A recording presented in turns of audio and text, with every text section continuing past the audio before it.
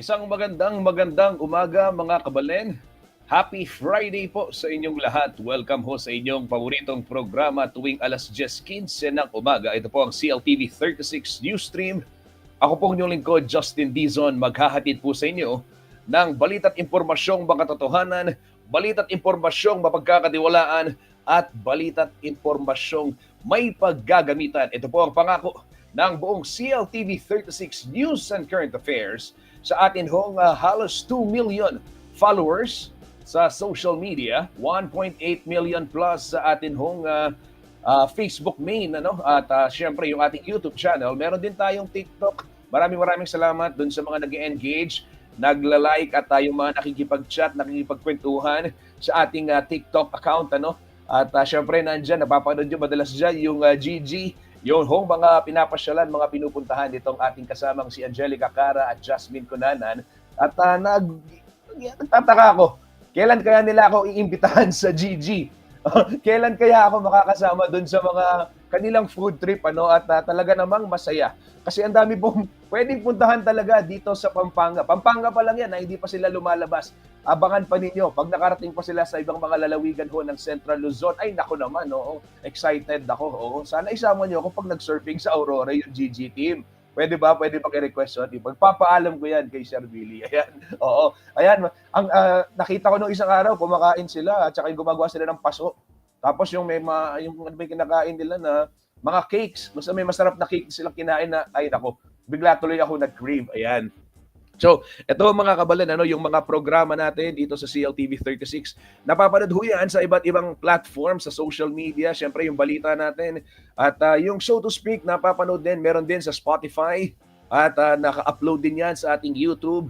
Yung iba nating mga programa, nandyan din ho mga kabalan. At marami pa kaming niluluto para sa inyo. Kaya naman abangan ninyo yung mga exciting programs na inihahanda po ng CLTV 36 para po sa ating mga manonood. Kaya naman, kung hindi mo pa nakukuha at napapanood yung CLTV 36 sa inyong telebisyon sa bahay, abay, ito na yung pagkakataon mo para mag-scan. Kunin ang inyong remote control, cellphone pala yung hawak ko. Tapos, hanapin yung scan button. Meron dyan nakalagay mga kabalan sa bandang itaas yung menu. O di kaya naman settings. O di kaya naman scan. Mostly scan nakalagay. Pare-pareho lang kasi, universal yung mga remote control, di ba? Upper right, upper left rather.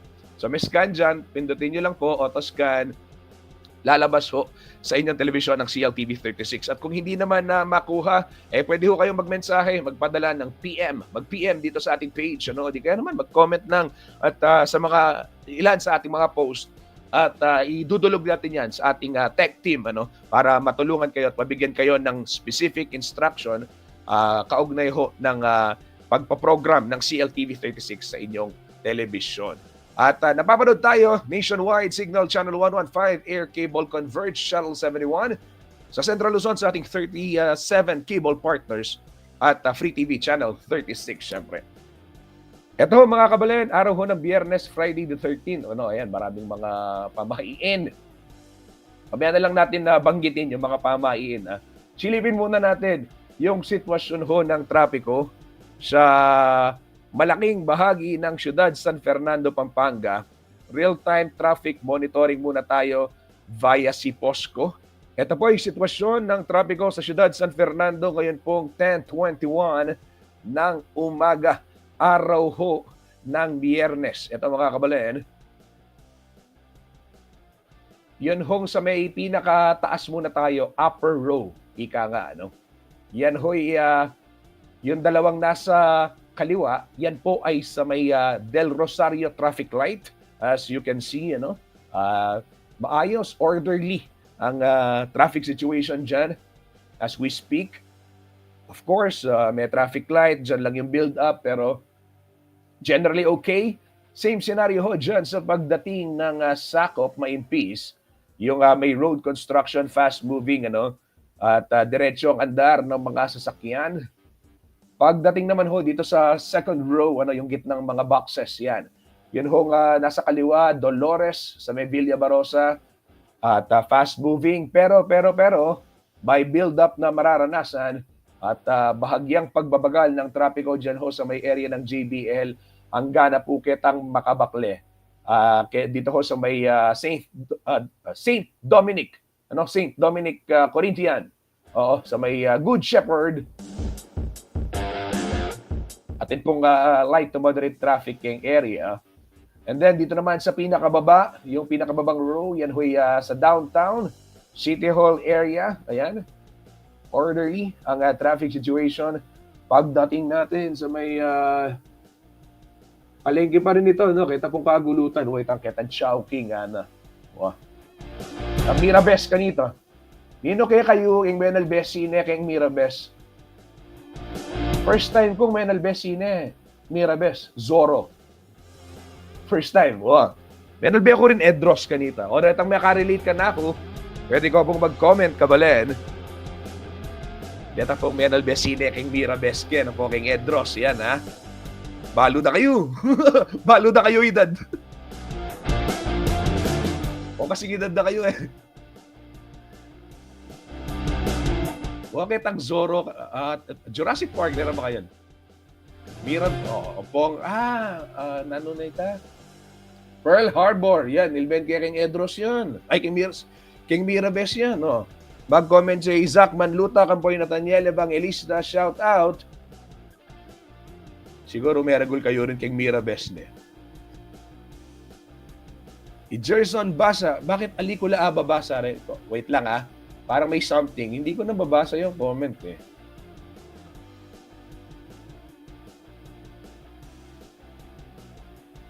Kapamo. Icons lareng luluwal ka na po. Karang comments na rin kaya katang kabalen. Basang ko lang. Buri kong basan. Ay Kayla. Icons lang talaga. Yan. Yan si Gerson Hart. Si Zach. Ayan. Mga nakasalute. Puro heart. Maraming salamat sa mga nagpapadala ng heart.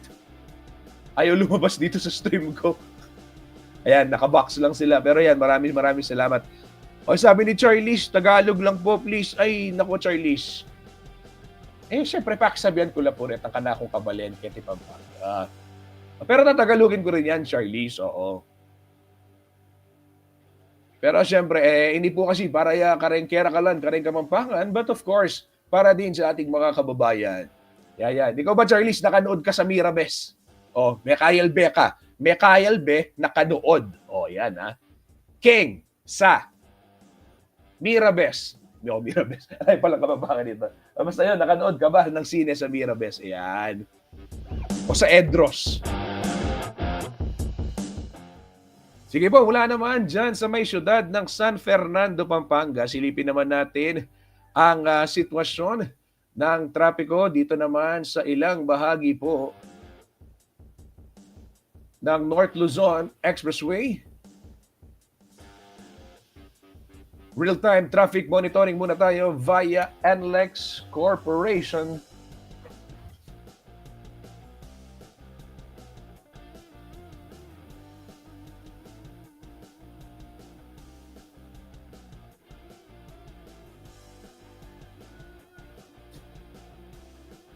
Nag-comment si Charlie, sabi niya, salamat po. Oo. In Kapampangan, dakala salamat. Di ba? Sabi niya, may libreng tutorials pala rito. Oo, syempre. Atin palang libreng tutorial. Of course. Ayan, ho. Ito, nakakatuwa ito, mga kabalen, syempre, di ba? Ang gusto natin sa CLTV, ipakilaro din yung kultura at yung salitang Kapampangan. Hindi lamang, syempre, sa mga Kapampangan, kundi maging sa mga kababayan natin dito po sa Central Luzon at sa maging sa ibang bahagi ng ating bansa. Kaya naman, ito, ayan, natutuwa si Charlie. So, sabi niya kanina, Tagalog lang po. Oo, yan, naturuan natin siya. Di ba? Maya Paabak is good morning, Charlie. Ayan, oo, di ba? Nakakatawa ito. Seryoso, nakakatawa. Maraming salamat sa inyong pagtutok. Ayan. Ito, nag-comment din sa ating programa, nanonood si Crystal Kimberly. Maya Paabak po. Ayan. At good morning, Maya Paabak mo naman, Crystal Kimberly. Dakala salamat. Maraming salamat sa iyong pagtutok dito sa ating programa. Ayan, sabi ni Zach, daming exposure, Charlize, sabi ni Zach. Ayan, Ito mga kabalen, naalala niyo yung teka lang, bago ako magtuloy, papakita ko lang yung mukha ko kasi I am very passionate about this. Naalala niyo yung Music Zone dati? Yung sa CLTV 36. Wala pa ako sa CLTV noon. Estudyante pa lang ako. Nanonood pa lang ako ng CLTV. Meron, di ba, may Music Zone tayo noon. Yung pinapalabas natin yung mga iba't ibang music videos. Tapos, may text box sa ilalim. Tapos, may mga clan. Oh, ayan na naman, napaghahalataan na naman. Kanina yung reference ko, Mirabes. Ngayon naman, mga text clan, yung reference ko sa Music Zone. Napaghahalataan talaga ang edad ni Kuyang Justin Dizon. Abay, of course, laking Music Zone to. Tapos may pag-text na mo kay Music Zone, baloy tayo ba't i-post dala kay Mika Group, Mika Eyeball. Yung mga those were the days na wala pang Facebook kaya doon kami sa Music Zone nag-uusap-usap. Sa CLTV 36, pag lumabas sa telebisyon yung text mo, sobrang saya mo na, di ba? Parang ganito ngayon yan. Ayan, sabi ni Roal Gonzalo, ang ating masugid na tagapanood, yesterday, Independence Day. Roald, maraming salamat sa iyong pagtutok. Kumusta? Ito po isang masugid nating follower. Lagi rin ko-comment ito si Roald. Maraming salamat. Na-notice din, sabi ni Charlize. Ayan. Ayan, na-notice din. Ayan mo, hi Charlize. Ayan, kumusta? Ayan. Ito mga kabalan, nga binabanggit ko kanina, yung sa Music Zone, parang ganito lang yan. Dito tayo nagkukwentuhan. Kaya po, ugaliin na natin, no? Every 10:15 ng umaga, pwede tayong mag-chikahan. Pwedeng mag-chat, para mabasa natin. Pag-usapan din natin, siyempre, yung mga malalaking balita dito sa ating lalawigang Kapampangan at sa buong rehiyon, gitnang Luzon. Traffic situation muna tayo sa NLEX.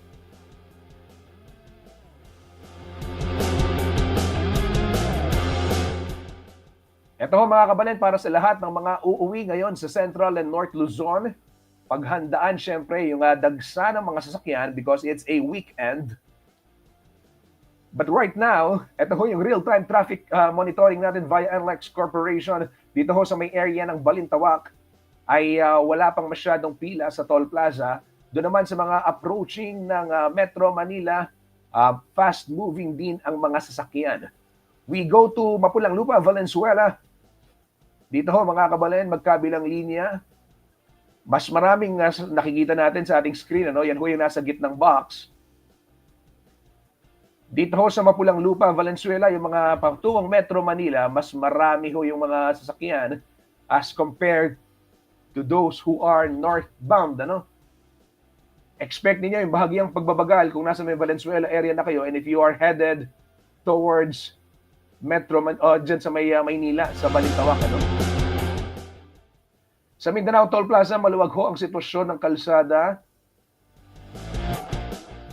Punta tayo dito sa ibaba, may kawayan dito ho sa ating rehiyon, Bulacan, magkabilang linya, fast moving ang mga sasakyan. Sa Bukawi Toll Plaza, meron na parang stalled truck dito or may nilapitan sa may Toll Plaza, itong mga officers ng NLEX. Pero maluwag naman yung ibang mga sitwasyon, yung ibang mga toll plazas, toll gates rather, sorry. Yun lang, meron lang nakahintong truck, na nilapitan ngayon ng mga personnel. Right, ATM ho ito at the moment, yan. Pero sa ibang mga area, wala hong problema dyan sa may Bukawi Toll Plaza o yung mga ibang mga exit points kung tawagin. San Fernando, halos wala hong sasakyan sa ating frame sa mga oras na ito. Ayan, paalala ho sa mga magmamaneho, ingat-ingat sa kalsada, lalo na kahit maluwag yung daan, wag ho nating abusuhin at wag nating labagin yung speed limit kung tawagin.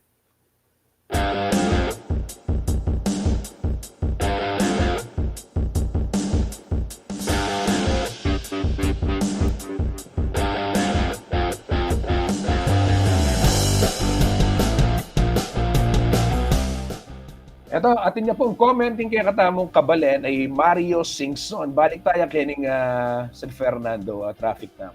Sige. Yan, sana po lawen dala. Deng Badyaw, Kenny Arap Paskuhan, Karakalngeni, Pota, Disgrasya, dala pa ding drivers. Yes, I share the same sentiment na ako, Mario. Tutuya po yan. Sa atin hong mga kinaukulan ito.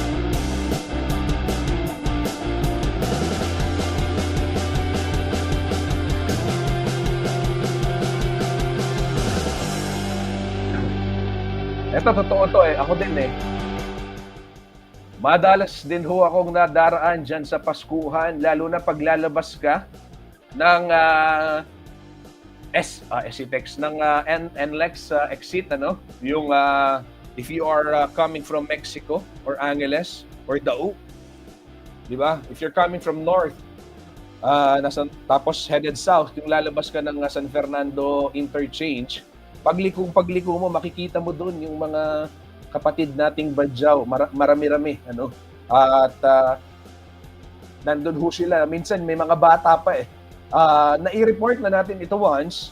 Actually, gumawa na ng, operations din if I am not mistaken. Eto, tama, if I remember it right, ito hong, ating, City Social Welfare and Development Office sa San Fernando. At, yun yung, nagkaroon sila ng rescue operations, ihahatid, tapos babalik, ano? Pero, ito ho talaga, isang, ika nga, may malaking problema na kailangan tugunan. At alam natin kung bakit sila nandito sa mga kalunsuran. Ito yung, kawalan ng serbisyo at oportunidad ho doon sa kanilang mga lugar. Ano? Pero ito naman, syempre, hindi naman kailangan makompromise din yung kanilang kaligtasan. Kaya naman, napaka-importante. Ito, nananawagan ho yung ating kababayan, si Kong Mario Singson, sana pula dala naman dening Badjao, kening arap Paskuhan. Ano karakal ngeni, pota disgrasya dala deng drivers. Kaya na pong makayalbe, I'm sure karing kalukuran tamo si Posco, Kuyang Louie Clemente at yung, iba pang mga kaibigan natin na Siyudad San Fernando po pwede pong, pakilawe. Ini pong, panawagan ng Kikatang Kabalen Mario Singson.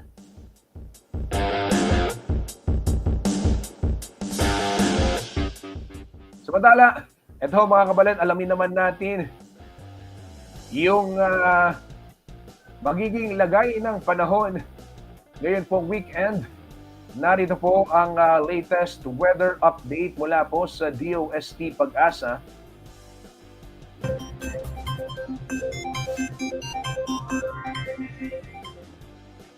Happy Friday po sa ating lahat. Ako si Benison Estareja. Kahapon po, araw ng Thursday, ay nabuo bilang isang tropical depression or mahinang bagyo. Alas 8 ng gabi yung ating minomonitor po na low pressure area sa may hilaga po ng Batanes. At pinangalanan nito na Tropical Depression Auring o yung unang bagyo ng 2025 and for the month of June. Simula naman alas 8 ng gabi hanggang alas 2 ng madaling araw ay tinawid itong si Bagyong Auring ang malaking bahagi ng Taiwan. Hanggang sa alas 2 ng madaling araw kanina ay nakalabas na ito ng Philippine Area of Responsibility and at the same time, humina po uli ito bilang isang low pressure area. Huling namataan kaninang alas 4 ng madaling araw ang low pressure area na dating sa Auring, 580 kilometers hilaga ng Itbayat, Batanes. Again, patungo na to sa may Eastern China at hindi na nakakaapekto sa ating bansa. But the trough, meron pa rin epekto dito sa may Batanes at yung habagat naman or southwest monsoon ay siyang bahagyang pinalalakas nito sa ilang bahagi ng Northern Luzon. Sa natitirang bahagi ng bansa, andyan pa rin yung epekto ng easterlies naman. Nagbabalik ang easterlies o yung hangin galing dito sa may silangan. At dito sa ilalim ng easterlies, meron tayong Intertropical Convergence Zone or ITCZ, yung mga kaulapan na associated sa mga salpukan ng mga hangin galing sa magkabilang hemispheres. At itong ITCZ at easterlies ang posible magdulot ng mga paulan sa malaking bahagi ng bansa sa mga susunod na araw. Ngayong araw po mataas ang tsansa ng ulan sa may Batanes dahil dun sa trough ng low pressure area na dating si Bagyong Auring, habang sa Babuyan Islands, last malaking bahagi ng Ilocos Region, asahan din yung mga kalat-kalat na mga pag-ulan and mga thunderstorms, epekto naman ng southwest monsoon or hanging habagat. Dito naman sa natitirang bahagi ng Northern Luzon, last lalawigan ng Aurora for the whole day, asahan po yung makulimlim na panahon at sasamahan din ng mga mataas na tsansa ng mga pag-ulan pagsapit po ng hapon hanggang gabi. Habang sa natitirang bahagi ng Luzon, over Central Luzon, Metro Manila, most parts of Southern Luzon, partly cloudy skies ang iiral. So mag-i-improve yung panahon at aasahan lamang yung mga pulupulong mga paulan or mga isolated na mga thunderstorms, lalo na sa dakong hapon hanggang sa gabi. Sa Metro Manila, ang temperatura 25 to 31 degrees Celsius at meron lamang pulupulong mga pag-ulan pagsapit po ng hapon. Habang dito naman sa may Baguio City, mananatiling presko mula 17 hanggang 24 degrees Celsius. Sa ating mga kababayan po sa lalawigan ng Palawan, plus malaking bahagi ng Visayas, asahan po ang improved weather conditions. Actually, fair weather po tayo or magiging maaliwalas naman ng panahon sa umaga hanggang sa tanghali. And then pagsapit ng tanghali, asahan din yung mainit at maalinsangan na panahon. Then pagsapit naman ng hapon hanggang sa gabi, nagiging bahagyang maulap at minsan maulap ang kalangitan, lalo na sa may Eastern Visayas. Sasamahan din yan ng mga isolated na mga rain showers or thunderstorms na hindi naman po usually nagtatagal, mga 1 to 2 hours lamang. Dito sa Metro Cebu, temperatura ay mula 25 hanggang 31 degrees, habang sa may Puerto Princesa, 24 to 31 degrees Celsius. At sa ating mga kababayan po sa Mindanao, mayroon din pong aasahan mga pag-ulan as early as morning dito po sa may Surigao del Sur and Davao Oriental dahil yan sa easterlies o yung mainit na hangin galing sa Pacific Ocean. Bago magtanghali, malaking bahagi na rin po ng Caraga Region and Davao Region ang magkakaroon ng maulap na kalangitan, habang ang natitirang bahagi ng Mindanao is fair weather conditions or partly cloudy to cloudy skies. Pero pagsapit ng hapon hanggang sa gabi, mostly cloudy skies na ang malaking bahagi ng Mindanao at aasahan din yung mga saglit na mga pag-ulan at mga thunderstorms. So make sure po na kung lalabas ng bahay sa hapon ay magdala pa rin ng pananggalang sa ulan gaya ng payong or kapote. Sa Zamboanga City po, mainit hanggang 34 degrees Celsius for today, habang sa may Metro Davao hanggang 33 degrees Celsius. Sa ngayon po, wala pa rin tayong nakataas na gale warning or babala sa mga delikadong alon, but make sure po na yung ating mga mangingisda dito sa may West Philippine Sea at sa may extreme northern Luzon, na magte-take caution pa rin po tayo dahil posible pa rin umakyat sa hanggang 3 metro ang taas ng mga pag-alon. Equivalent po yan sa isang palapag ng gusali, lalo na kapag meron tayong mga thunderstorms dyan. And then by tomorrow, hihina yung hanging habagat, posible na lamang yung mga nasa 2.5 metro kapag meron tayong mga malalakas na mga pag-ulan, habang natitirang bahagi pa rin ng ating bansa today hanggang sa mga susunod na araw, nasa banayad ang katamtaman ng taas sa mga pag-alon, usually mga 0.5 hanggang 1 meter po ito. And then kapag meron tayong mga thunderstorms, tumataas lamang ng saglit hanggang 2 metro. At para naman sa ating 4-day weather forecast, aasahan natin yung dalawang weather systems na iiral sa ating bansa, yung easterlies plus the intertropical convergence zone. So by tomorrow po, over the weekend, makakaasa tayo ng mataas sa tsansa ng ulan dito sa may Visayas and Mindanao. Hindi siya tuloy-tuloy, pero hindi rin po siya isolated, meaning frequent. Meron tayong mga on and off na mga pag-ulan in some portions, lalo na sa may Eastern Visayas, Central Visayas, Northern Mindanao, Caraga, Davao Region, and Soc-Sabgen. Kung kayo po ay lalabas ng bahay para po mamili ng mga gamit ng ating mga estudyante na papasok po over next week, i-make sure po na meron tayong dalang payong. Habang dito naman sa malaking bahagi ng Luzon, mag-i-improve na yung weather at aasahan naman yung fair weather conditions dito sa may Northern Luzon. Mas kakaunti na lamang yung mga pag-ulan, more on mga isolated na lamang pagsapit po ng weekend. Then pagsapit naman ng Lunes and Martes, that's June 16 to 17, aakyat ng bahagya yung intertropical convergence zone. So ibig sabihin, kung nakaka-apekto ito sa Visayas and Mindanao over the weekend, magtataas tayo ng mga pag-uulan or tataas yung mga pag-ulan natin sa may Bicol region, some parts of Mimaropa and Visayas. Sure pa rin na meron tayong daladalang payong sa mga papasok po sa mga unang araw ng susunod na linggo. Aasahan natin yung maulang panahon dun sa mga nabanggit natin na lugar. Habang sa natitirang bahagi ng Mindanao and Luzon, asahan po natin yung bahagyang maulap at fair weather conditions in many areas pa rin. Mainit pagsapit ng tanghali at sasamahan lamang ng mga isolated na mga rain showers or thunderstorms, lalo na sa dakong hapon hanggang sa gabi. Ang ating sunrise ay 5:27 a.m. at ang sunset ay 6:26 ng gabi. Yan muna ang latest mula dito sa Weather Forecasting Center ng Pag-asa. Ako muli si Benison Estareja na nagsasabing sa anumang panahon, Pag-asa ang magandang solusyon.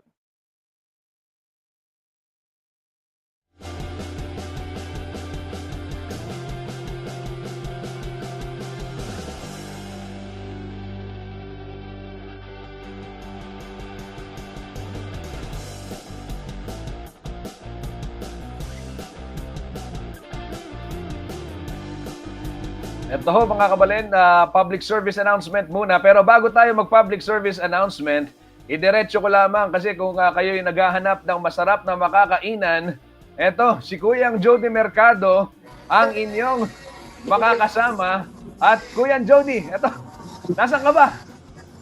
Napakasaya dito kasamang Justin. Kasi bukas na ngayon, kasama natin tong si Kabayan Art. Bukas Okay. na ngayon ang pan-siding ng Friendship Highway. Yan, nasa likuran natin. Ako, napakaraming tao dito ngayon. Alam mo ba, talagang ito ay situated dito sa may Friendship Highway. Kung merong Korean food, merong Italian food, Japanese food, ano bang food dyan, ito ang representation ng Kapampangan Food ditong Pansay Tingnan. At alam mo bang kagandahan ngayon na kasamang Justin sa opening day ng Pansay Tingnan dito sa Friendship Highway? 50% off sa mga dine-in orders. So kung umorder ka ng sangkatutak, kalahati lang ang babayaran mo. Meron silang iba't ibang klase ng inihaw dito. Merong mga barbecue, merong seafood, siyempre mga Kapampangan cuisine. Ayan, gusto kong ipakita sa inyo yung mga uri ng pagkain na nandito, no? At dali lang, paano ba ibabaliktad tong camera ko? At nawala. Ayan. Ayan. Ayan, nakikita yung mga food spots. Ayan ang mga food na kayo. Ayan. Nagugutom na yung mga tao dito kasamang Justin. Ayan. Yan nakaserve na sila.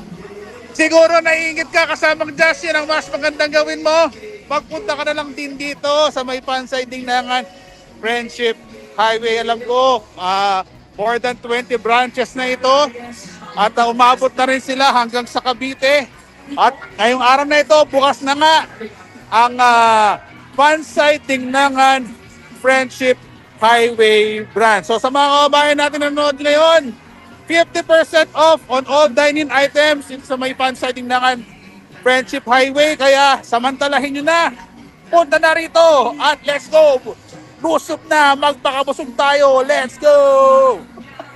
Ayan, gusto ko yan. Ito, Kuya Jody, gusto ko lang ipunto, no? Siyempre, congratulations sa Fanside Ningnangan. Masaya tayo siyempre sa CLTV dahil naging partner natin sila. Yung mga patalastas nila, nakatulong tayo sa promotions nila, kagaya nito. At masaya ako bilang Kapampangan, bilang Pilipino. Gaya ng sinabi mo, tutoy ta. Kasi magbisikleta ho kayong Friendship Highway, po tanga kakit kayan, maka-proud, ane karagul, asne karagul yung Fanside Ningnangan ken, katabi ng mga iba't ibang international restaurants. So, again, congratulations po sa Fanside Ningnangan. At siyempre, kung gusto nyo ipakilala rin ang inyong negosyo, pwede ko kayong lumapit sa CLTV 36. At papasyalan namin yan. Kuya Jody, magpakabusog ka dyan. Alam ko, marami kang isi-share sa amin mamaya ni Kabayan Art. At enjoy kayo dyan. Hinay-hinay. Hinahanap ko pa si Sharon dito. Pag dumating si Sharon, alam ko na yung gagawin. Kasamang Justin. Okay, ayan ho mga kabalan. Maraming salamat, Jody Mercado. At nag-uulat po live mula dyan sa Fanside Ningnangan dyan ho sa Angeles City. Okay, at bukas na talaga. Nakakagutom nga eh. Ito yung sinasabi nga namin. Ito sige, baka naman si Paulo G. Teka lang. Yan ho mga kabalan, kung gusto ninyong ipakilala ang inyong negosyo, sa mas marami hong audience, mangyari ho, lumapit kayo dito. Pwede ho kayong makipag-coordinate dito sa CLTV 36, ay kay Ma'am Mary Ann Gana. Ayan, para ho matulungan kayo kung ano nga ba yung best way to promote your business. Ika nga. At talaga namang nakakatuwa yung Fanside Ningnangan, isa ho nga local brand. Ngayon nakita natin isang patunay sa husay ng mga Kapampangan pagdating ko talaga sa larangan ng pagluluto at syempre. Meron po Sige namin. Tumalagkat po ko Jody ako ngayon. Ito mga kapalan, siguro parang ika-4 na distrito ng Pampanga para silipin naman yung kalagayan ng mga eskwela at dyan sa San Fernando, pupuntahan din nila yung mga nagtitinda ng school supplies. So abangan natin mamaya yung live video nila, yung live report nila para ho makita natin kung magkano nga ba at kumusta yung mga pamilihan ngayong nalalapit na ang pagbubukas ng klase. Opo, June 16 ang itinakdang back to school. Ayan, bago tayo magpunta sa public service announcement, batiin ko lamang ang aking kaibigan Joel Stephen Manalo ng Santo Domingo, Minalin, Pampanga. Betong niya po ka rin talagang alangsawang susuporta king kakatabang programa at kayong mabilog CLTV 36. Dakalbong salamat ko, Joel, kanakong kakaluguran. Shout out karen pong Manalo family. Gang Santo Domingo, Minalin, Pampanga. Siyempre, ding Manalo Brothers, ding na akong kaluguran. Ding na akong kaklase, Edwin Manalo Jr. Opo, kabalen. Nakalasalamat po yung Joel. Kumusta ka? Eto, sige, public service announcement muna tayo. Silipin muna ho natin. Etong mga announcement ng power supply interruption dito ho sa may Siyudad San Fernando, Pampanga, dyan may BJMP at saka sa Bahay Pagbabago. Mamaya hong, kaninang 8:30 hanggang 12:30. Mamayang tanghali yan, ano? Mamayang 12:30, wala hong kuryente. Magtatagal yan hanggang mamaya.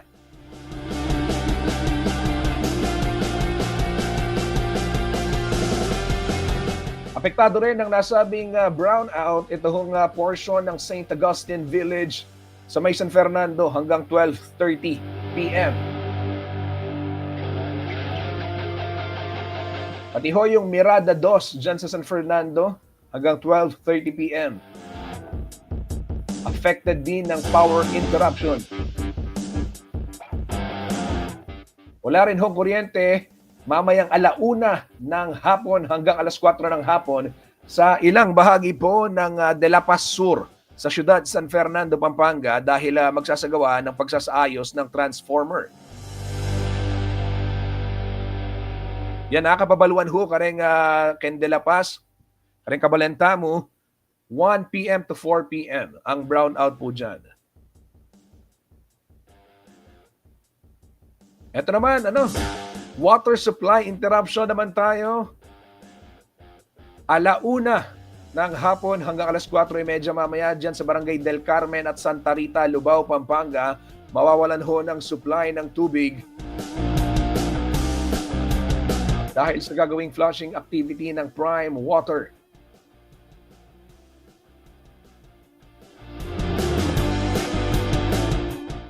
Sa syudad naman ng Angeles, 3:00 ng hapon mamaya hanggang 5:00 ng hapon, Dagohoy Street, Natividad Street, Silvestre Street, sa Barangay Lourdes Sur East.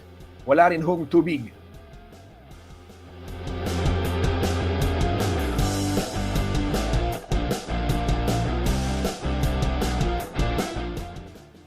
Okay, mga kabalen, yan ho ang mga latest public service announcement. Isang mabilis na patalastas lamang ho at magbabalik ang CLTV 36 News Stream.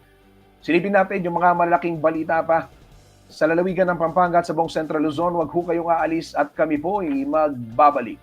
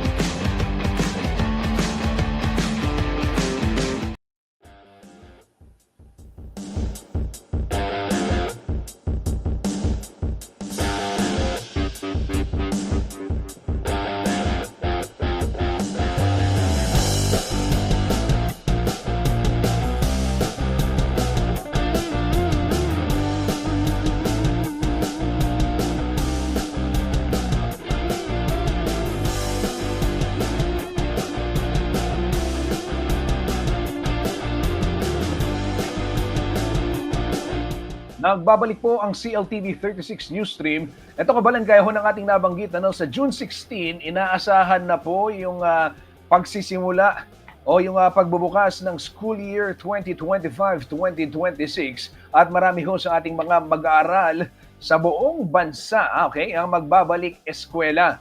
Pero ito ho, dito sa Central Luzon, hindi lang sa Central Luzon actually, sa buong Pilipinas ay nanatiling problema pa rin yung kakulangan ho sa sapat na bilang ng mga silid-aralan. Ito ho isang problema na kailangang tugunan ng ating pamahalaan, at ito ay isang malaking problema na kailangan talagang solusyonan upang sa gayon maiangat yung antas ng edukasyon sa atin hong bansa.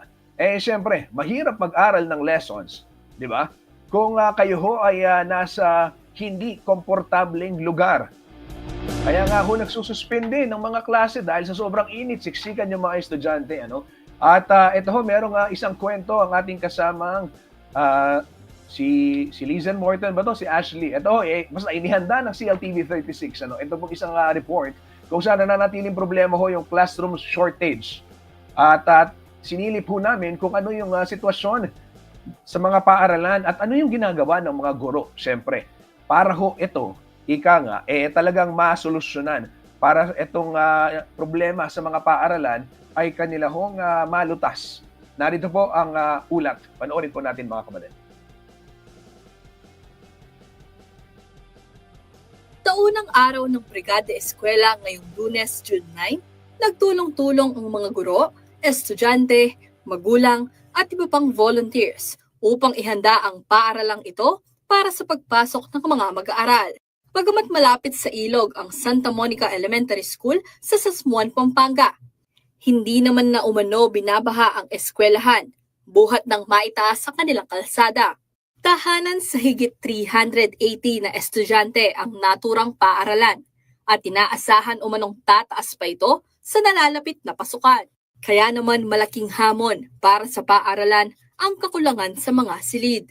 Dahil dito, ipinagkakasya ng mga guro ang mga mag-aaral sa 7 substandard na classrooms. Yung mga classroom na aming ginagamit sa kasulukuyan ay hindi siya standard. So substandard po siya. Pero nakakaraos naman po kung kakulangan sa classroom. Alam ko naman, hindi madaling matugunan ng mga kakulangan sa mga classroom. Masasabi kong swerte na kami kasi may ongoing na 2 building. Siyempre po sa tulong ng aming butihing mayora. Kasalukuyang nasa konstruksyon pa ang bagong building ng paaralan. Kaya naman hanggat hindi pa ito natatapos, tiis-tiis muna ang mga mag-aaral sa shifting classes.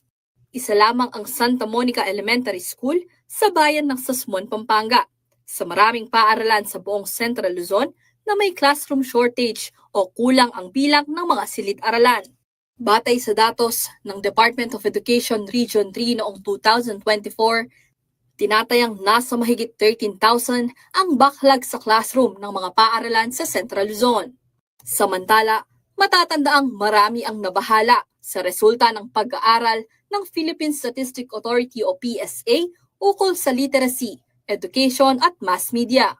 Napag-alaman kasi na nasa 18.9 milyong mga Pilipinong nagtapos sa kanilang secondary education sa pagitan ng taong 2019 at 2024 ay kabilang umano sa kategoryang functionally illiterate. Ngayong taon, may temang sama-sama para sa bayang bumabasa ang Brigada Eskwela. Layon umano nitong magbigay ng pagpapahalaga sa bayanihan spirit o pagtutulungan ng bawat Pilipino tungo sa literacy development ng bansa. Isa si Principal Jay Ginto sa mga educator na nalungkot nang malaman ang balitang ito. Kaya bilang tugon, pinuo ng Santa Monica Elementary School ang Project Agap. Sa proyektong ito, tutukuyin ng paaralan ang mga mag-aaral na mas kinakailangang mabigyan ng pansin upang mapataas ang kanilang literacy level. Sa umpisa pa lang, ina-address na namin yung literacy level ng mga bata. Kaya nga po, actually, sa umpisa pa lang po, sa first quarter pa lang po, nagkakaroon na ng remedial reading. Yung mga teachers, yung mga batang medyo mahina po sa pagbasa. Ashley Punzalan, CLTV 36 News.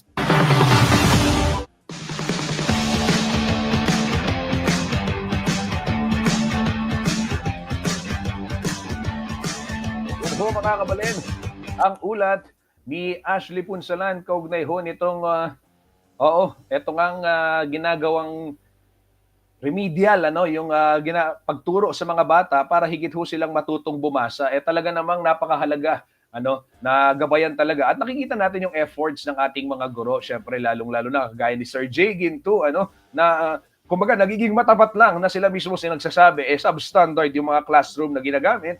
O do sila nagpapasalamat dahil meron 2 building na ginagawa ngayon. Pero ayun, nabanggit sa report na nananatiling malaki pa rin yung kakulangan, ika nga yung backlog sa bilang ng mga silid-aralan na ito'y dapat tugunan ng ating pamahalaan. Ayan. Kabalan, ako'y magpapaalam na mag-aalas 11 na ng umaga. Maraming salamat ho sa lahat ng mga tumutok dito sa ating programang CLTV 36 News Stream. Antabayanan ho yung mga live reports ng ating reporters, Paulo G. Santos, nandyan sa San Fernando. Samahan natin siyang mamili maya-maya ng mga school supplies. Siguro panyalinay shock-shock. Mag-aral na, Marie? Mag-aral na? Okay. Maraming salamat ho mga kabalen. Happy weekend. At ito, Friday the 13th mga kabalen. At pwedeng maniwala, pwedeng hindi. Nasa sa atin yan. Pero tandaan natin, tayo rin naman ang gagawa ng ating kapalaran. At syempre, dasal. Maraming dasal ang ating kailangan. Muli, ito po si Justin Dizon. Maraming salamat. Mag-ingat ho kayo. Happy weekend mga kabalen.